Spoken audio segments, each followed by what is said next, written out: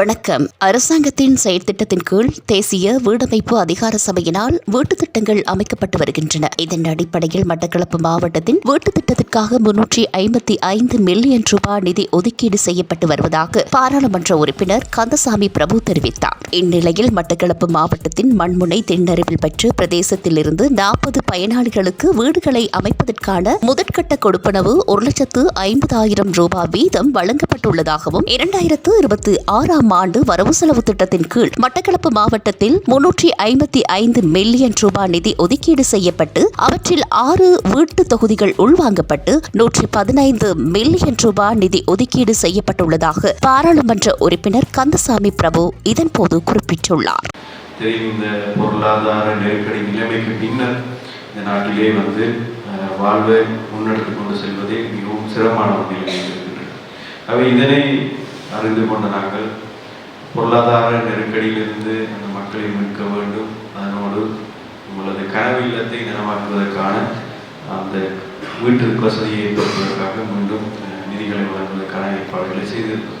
அவை கடந்த 2025 ஆண்டு வரவு செலவு திட்டத்தின் ஊடாக எங்களது மட்டக்களப்பு மாவட்டத்தில் மாத்திரம் 230 மில்லியன் ரூபாய் பெறுமதியான வீடுகளை நாங்கள் அமைத்திருக்கின்றோம்.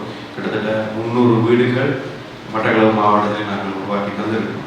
இதிலே பல வீடுகளை நாங்கள் இப்போது கையெழுத்து அந்த பயனாளிகள் வீடுகளை வசதியாக வாழ்வதற்கான ஏற்பாடுகளை செய்திருக்கின்றோம். அதனை போன்று இந்த 2026 ஆண்டு வரவு செலவு திட்டத்தின் ஊடாகவும் நிதி ஒதுக்கீடுகள் மேற்கொள்ளப்பட்டிருந்தன. அந்த அடிப்படையிலே மட்டக்களப்பு மாவட்டத்திலும் 355 மில்லியன் ரூபாய் பெறுமதியான வீட்டுக்கான வசதிகளை நாங்கள் ஏற்படுத்தியிருக்கின்றோம்.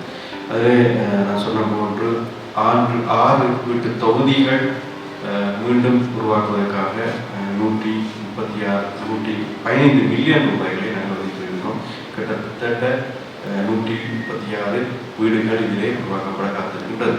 அவை இன்னும் பல வீட்டு தொகுதிகள் கைவிடப்பட்ட நிலையில் இருக்கின்றன.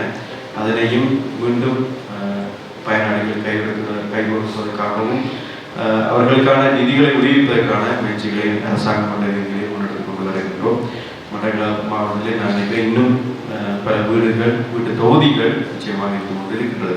ஆகவே அதற்கான நிதிகளை வழங்குவதை ஏற்பாடுகள் செய்திருக்கின்றோம். ஆகவே உங்களுக்கு தெரியும், இந்த நாட்டை நாங்கள் பொறுப்பேற்கும் போது இந்த நாட்டின் நிலைமை எப்படியாக அமைந்திருந்தது என்பதை நாங்கள் யாரும் மறந்துவிட முடியாது. இந்த நாட்டிலே பொருளாதார வங்குரோத்து நிலையிலே நாங்கள் இருந்து கொண்டிருந்தோம்.